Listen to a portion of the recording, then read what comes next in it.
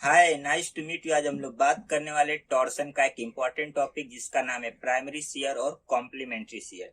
इस वीडियो में हम बात करेंगे कि प्राइमरी शियर और कॉम्प्लीमेंट्री शियर एक दूसरे के इक्वल क्यों और कैसे होते हैं। तो वीडियो को शुरू से लेकर अंत तक देखना। वीडियो का कोई भी पार्ट मिस मत करना क्योंकि ये टॉपिक काफी कॉन्सेप्चुअल होने वाला है।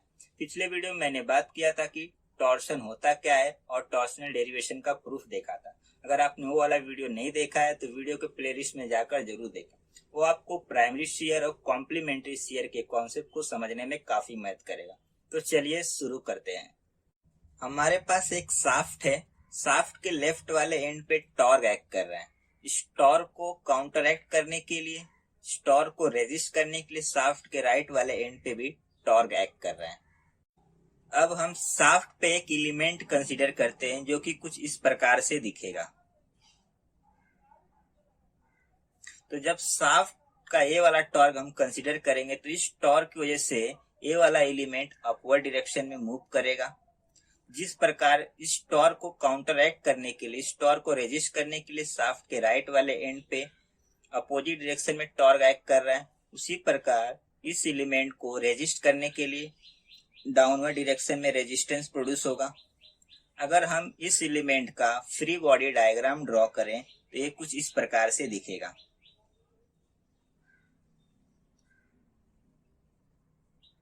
इस वाले सरफेस पे शियर स्ट्रेस एक्ट करेगा, इस वाले सरफेस भी शियर स्ट्रेस एक्ट करेगा, जिसे हम टाउ बोलते हैं। अब ये शियर स्ट्रेस कैसे एक्ट करेगा? जब शाफ्ट किसी पर्टिकुलर टॉर्क से रोटेट करेगा तो शाफ्ट के सरफेस पे जो भी एलिमेंट है वो स्लिप करने की कोशिश करेंगे। जब स्लिप करेंगे तो उसमें शियर स्ट्रेस प्रोड्यूस होगा। अगर हम इस एलिमेंट को 3D में ड्रॉ करें जस्ट फॉर अंडरस्टैंडिंग के लिए तो ये कुछ इस प्रकार से दिखेगा।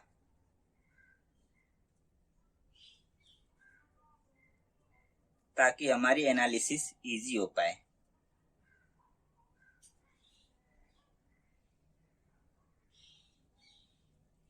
इस सरफेस पे हमारा शियर स्ट्रेस एक्ट कर रहा है और इस सरफेस पे डाउनवर्ड डायरेक्शन में शियर स्ट्रेस एक्ट कर रहा है। जस्ट हम अज्यूम करते हैं कि इसका जो डायमेंशन है dx है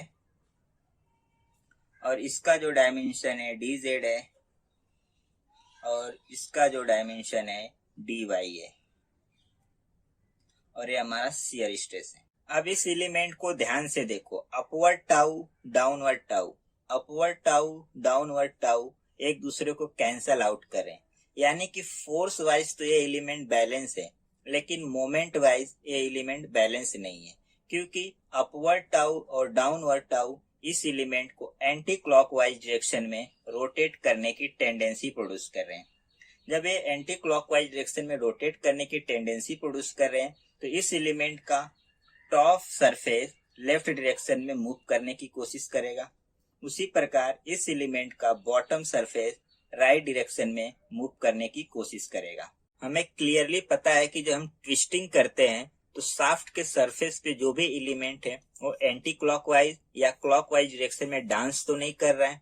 इसका मतलब यह हुआ कि इस एलिमेंट को बैलेंस होने के लिए इस एलिमेंट पे लगने वाला नेट मोमेंट 0 होना चाहिए। अब ये नेट मोमेंट 0 कैसे होगा इसे समझते हैं। जब ये एलिमेंट एंटी क्लॉकवाइज डायरेक्शन में रोटेट करने की कोशिश करेगा तो इस एलिमेंट का टॉप सरफेस लेफ्ट डायरेक्शन में जाने की कोशिश करेगा।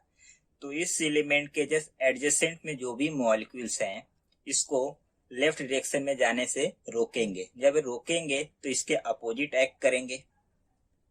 उसी प्रकार जब ये एलिमेंट राइट डायरेक्शन में जाने की कोशिश करेगा एंटी क्लॉकवाइज की वजह से, तो इस एलिमेंट के एडजेसेंट में जो भी मॉलिक्यूल्स हैं इसको राइट डायरेक्शन में जाने से रेजिस्ट करेंगे, रोकेंगे। तो जब रेजिस्ट करेंगे तो इसके अपोजिट एक्ट करेंगे, जिसे हमने टाउ डैश नाम दिया, यानी कि इसके टॉप सरफेस पे टाउ डैश एक्ट करेगा, टाउ डैश। इस प्रकार इस एलिमेंट पे साइड सरफेस पे टाउ और टॉप और बॉटम सरफेस पे टाउ डैश डेवलप हो जाएगा। अब हमें पता है कि शाफ्ट के सरफेस पे कोई भी एलिमेंट एंटी क्लॉकवाइज या क्लॉकवाइज डायरेक्शन में डांस तो नहीं कर रहा है। इसका मतलब यह हुआ कि नेट मोमेंट 0 होना चाहिए, नेट मोमेंट 0 होना चाहिए। अब नेट मोमेंट 0 होने के लिए anticlockwise moment due to tau की वजह से must be equal clockwise moment due to tau dash की वजह से होना चाहिए। Anticlockwise moment due to tau की वजह से must be equal to clockwise moment due to tau dash की वजह से इक्वल होना चाहिए। अब टाउ और टाउ के बीच में जो गैप है dx का है, तो tau multiplied by distance equal to tau dash multiply, tau dash के बीच में जो डिस्टेंस है वो dy का है, dy का। लेकिन हमको पता है कि stress multiplied by distance moment तो नहीं होता है, force multiplied by distance moment होता है। तो फोर्स कैसे मिलेगा? जब हम लोग स्ट्रेस को एरिया से मल्टीप्लाइड करेंगे तो हमें फोर्स मिलेगा। तो हमको पता है कि टाउ डैश इस एरिया पे एक्ट कर रहा है, तो ये वाली एरिया कैसे निकलेगी? dx और dz, dx इंटू dz, ये हमारा बन गया फोर्स, क्योंकि stress multiplied by area become force और force multiplied by distance become moment. तो ये हमारा बन गया फोर्स इंटू डिस्टेंस, यहां से हमें मोमेंट मिलेगा, मोमेंट। उसी प्रकार टाउ कौन सी एरिया पे एक्ट कर रहा है? इस वाली एरिया पे। तो ये वाली एरिया कैसे निकलेगी? dz into dy, dz into dy। अब इस इक्वेशन को ध्यान से देखो तो dz dz कट गया, dy dy कट गया, dx dx कट गया। अल्टीमेटली हमारे पास क्या बचा? Tau is equal to tau dash. इसे मॉड में भी लिखते हैं, mod tau is equal to tau dash mod. Tau को प्राइमरी शियर बोलते हैं, प्राइमरी शियर, और टाउ डैश को कॉम्प्लीमेंट्री शियर बोलते हैं। आई होप आपको समझ में आया कि प्राइमरी शियर और कॉम्प्लीमेंट्री शियर एक दूसरे के क्यों और कैसे इक्वल होते हैं।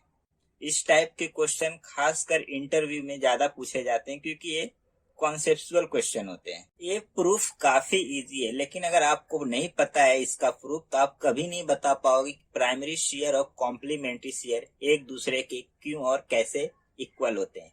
एक बार इस कॉन्सेप्ट के बेस पे गेट में क्वेश्चन पूछ लिया गया था। वो क्वेश्चन था कि प्राइमरी शियर और कॉम्प्लीमेंट्री शियर एक दूसरे के इक्वल होते हैं कौन सी कंडीशन के हिसाब से। पहला ऑप्शन था mass conservation principle, moment conservation principle, force equilibrium condition, moment equilibrium condition से। अगर आपको इसका प्रूफ नहीं पता है तो आप इसका आंसर कभी नहीं कर पाओगे। तो मोमेंट इक्विलिब्रियम कंडीशन से प्राइमरी शियर और कॉम्प्लीमेंट्री शियर एक दूसरे के इक्वल होते हैं। इस कॉन्सेप्ट के बेस पे आईएएस और इसरो जैसे एग्जाम्स में काफी क्वेश्चन पूछे जाते हैं, क्योंकि आईएएस और इसरो जो एग्जाम है वो एज कम्पेयर टू गेट काफी थ्योरेटिकल ओरिएंटेड एग्जाम है, लेकिन वो कॉन्सेप्चुअल क्वेश्चन होते हैं। आई होप आपको वीडियो पसंद आया होगा। वीडियो पसंद आया तो लाइक, शेयर, कमेंट और चैनल को सब्सक्राइब जरूर करना। आज के लिए बस इतना ही, मिलते हैं नेक्स्ट वीडियो में। थैंक